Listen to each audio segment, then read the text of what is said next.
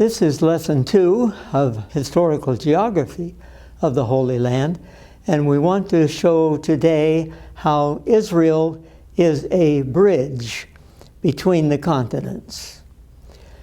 This is Israel.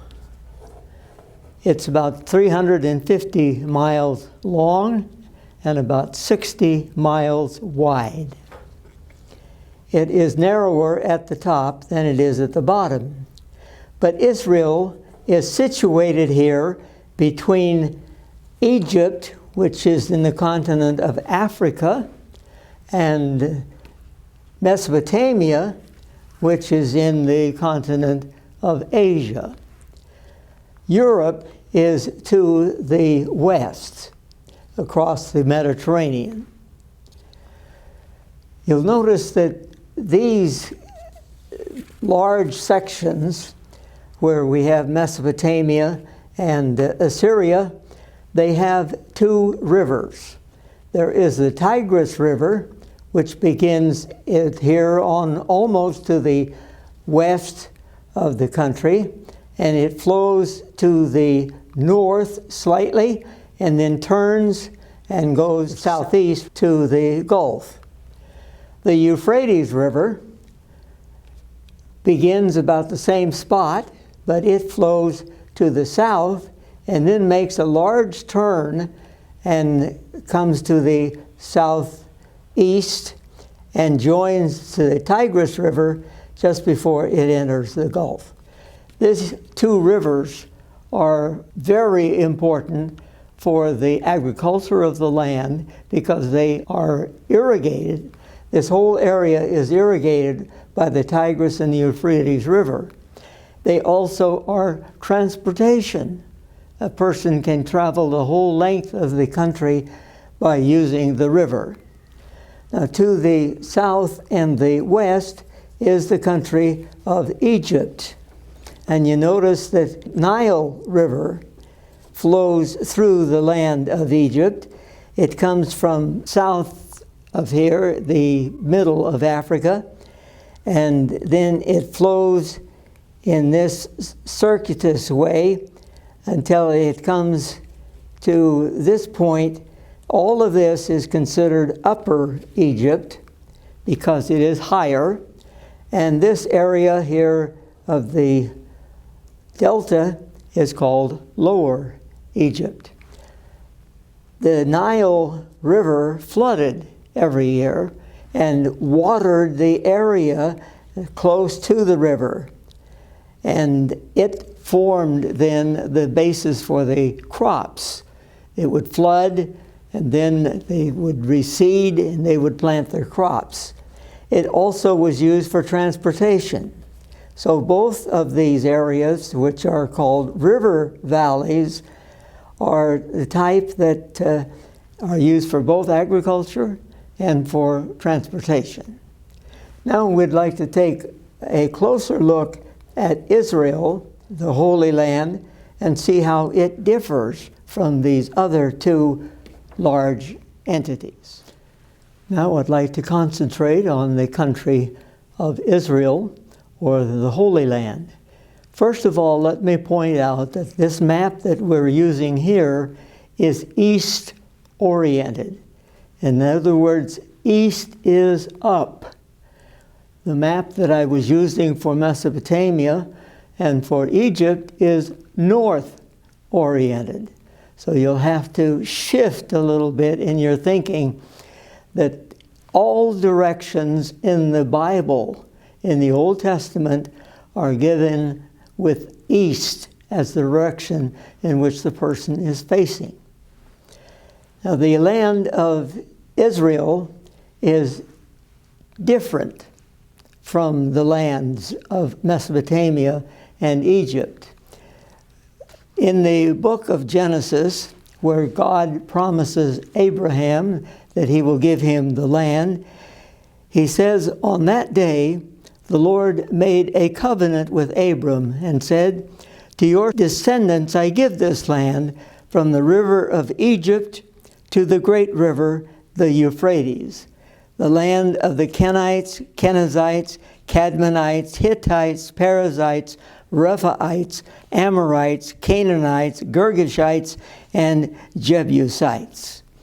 Now the Kenite and Kenizzite later joined Israel. They were from Moses' father-in-law. The Hittites and the Amorites are known as very large kingdoms. Canaanite is a misnomer. It doesn't refer to any one particular group or any one particular place. It's not an inclusive title. The Girgashites, Rephaites, Perizzites, and Jebusites are still unknown. In Deuteronomy 11:24, Moses tells us, "Every place where you set your foot will be yours, from the desert to Lebanon, and from the Euphrates River to the western sea." Now, of course, when they talk about the river of Egypt, they're talking about down here to the southwest.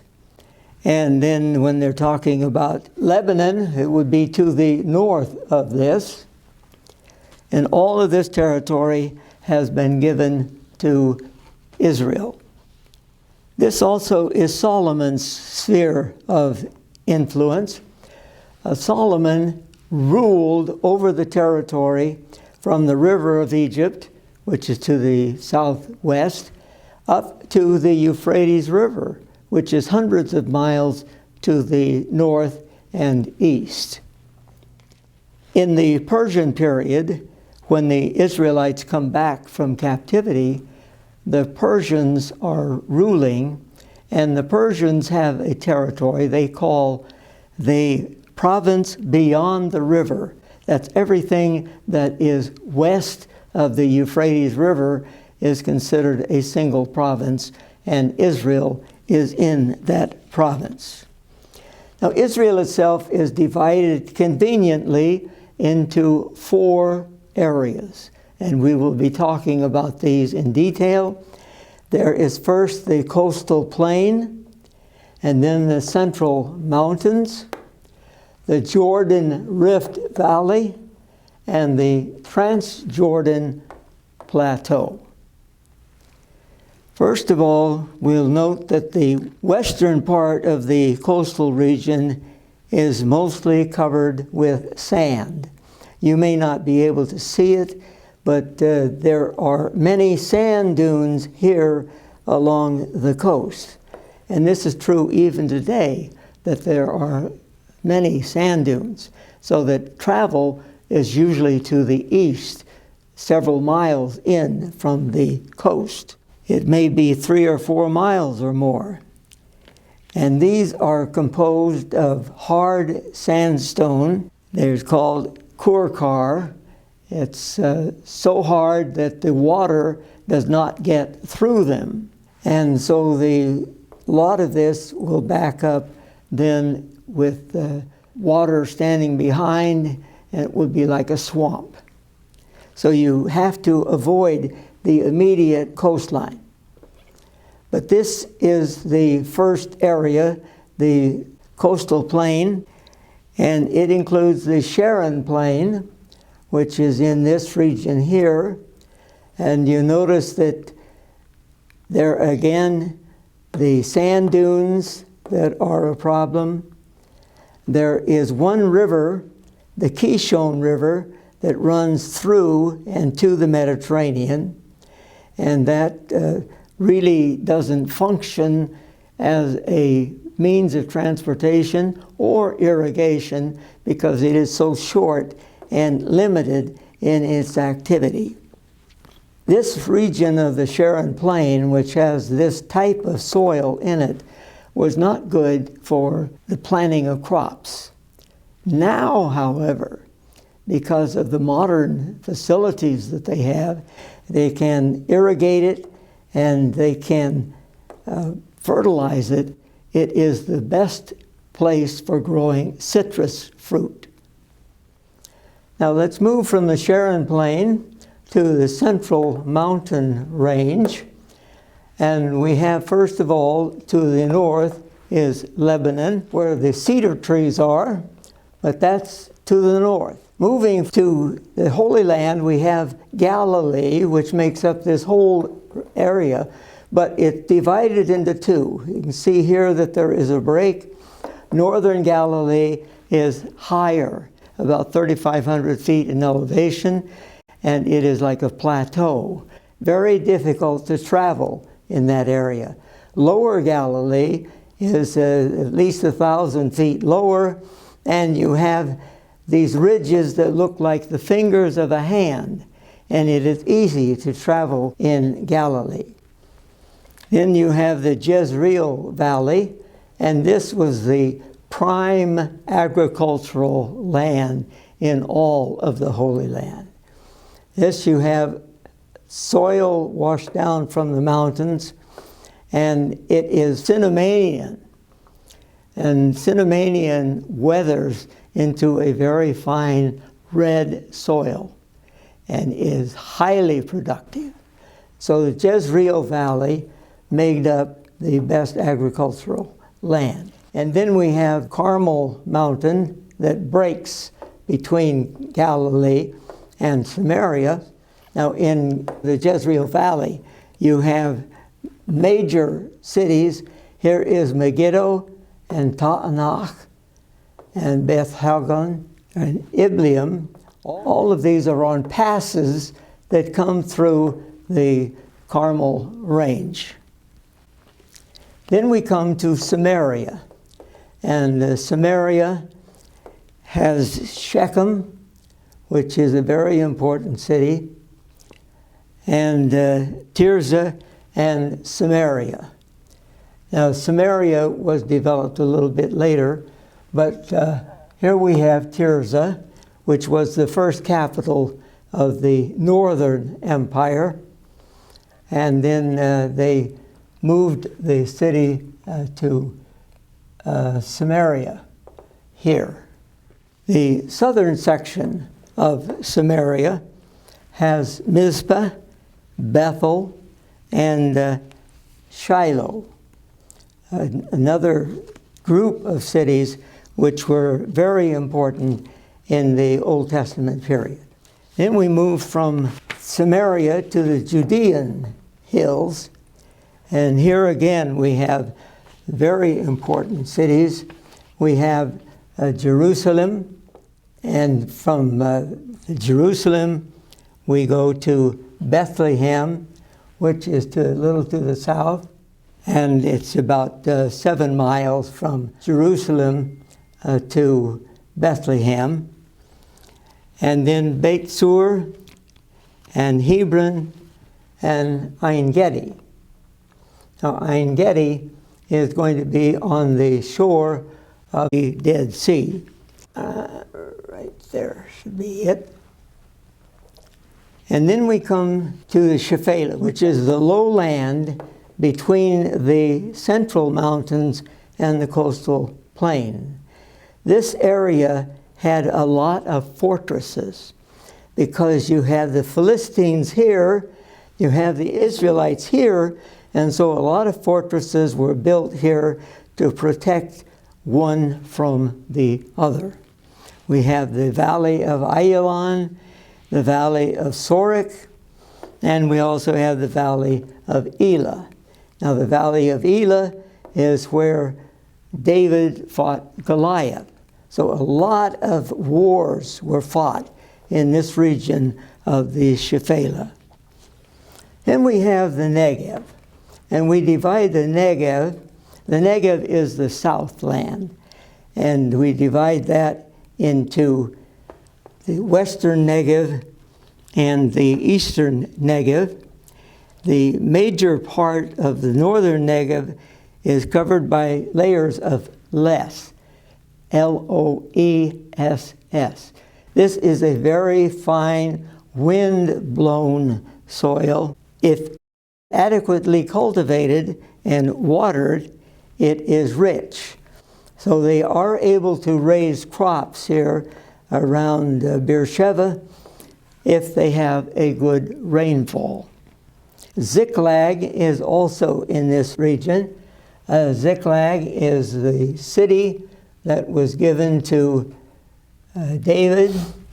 That is the western Negev. And then the eastern Negev is the city of Arad, which is here, and Hormah, which was a city that was destroyed by the inhabitants when the Israelites tried to go into the land and fight the inhabitants. The coastal plain, the central mountains, and the third is the Jordan Rift Valley. This is a unique aspect of the Holy Land. It begins in the north with Lake Hula and goes to the Sea of Galilee. And the Jordan Rift is a result of volcanic eruptions. It's the largest and deepest of the rifts. This rift runs from the Lebanon Bekaa, the Valley of Lebanon, through Israel into the heart of Africa.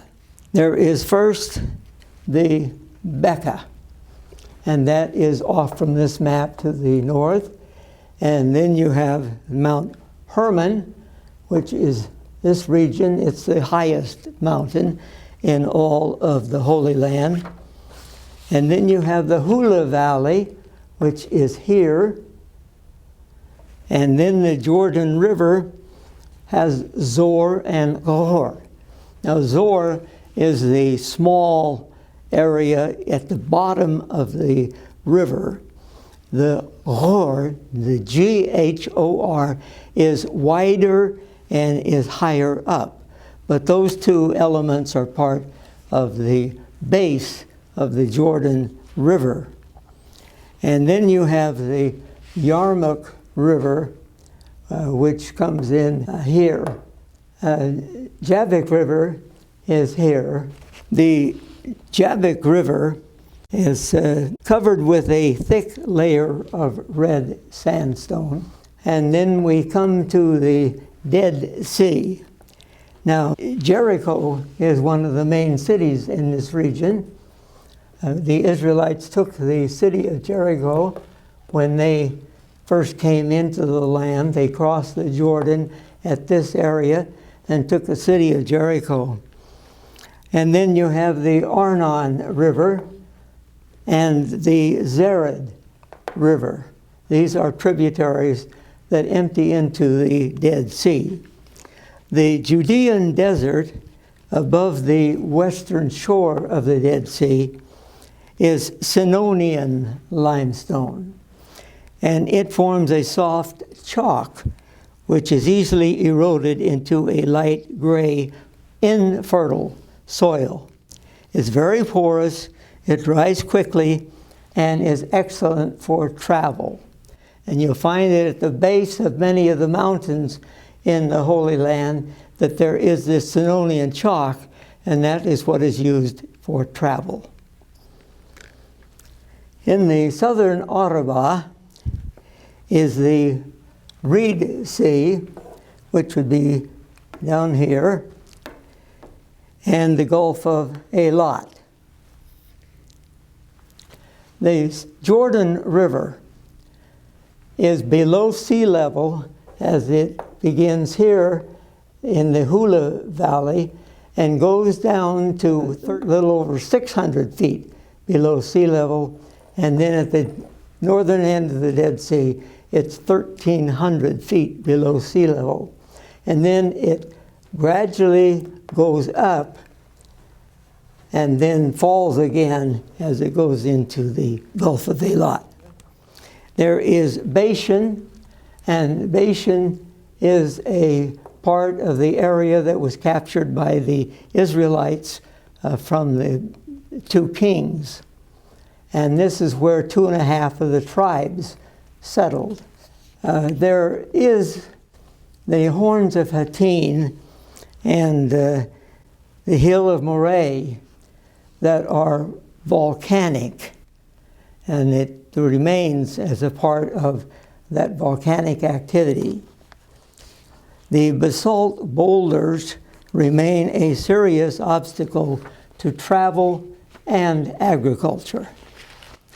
Now Gilead is this area to the east, and you have Jabesh Gilead, which is here, and you have also Ramoth Gilead, which is a little off the map to the east. And then there is Moab, which comes in to the south of that. And we have Medeba, which is in the mountains. This is where a map was found dating to the 6th century, a map of the Holy Land on a floor, but Heshbon and Aroer are also in that region. And then to the south of Moab is Edom. It's interesting about Edom that the soil there is red, and the Hebrew word for red is Edom, and so it takes its name from the soil. Now in Israel, or the Holy Land, we have several lakes. There is the Sea of Galilee, which is most often called the Sea of Kinneret. There is a city, Kinneret, which is also on the coast. Then the Sea of Salt, or the Dead Sea, in the Valley of Siddim. And then you have one basic river, and that's the River Jordan, which comes through this area and ends up in the Dead Sea. And then the brook, or the Wadi of Egypt, which is off this map to the west.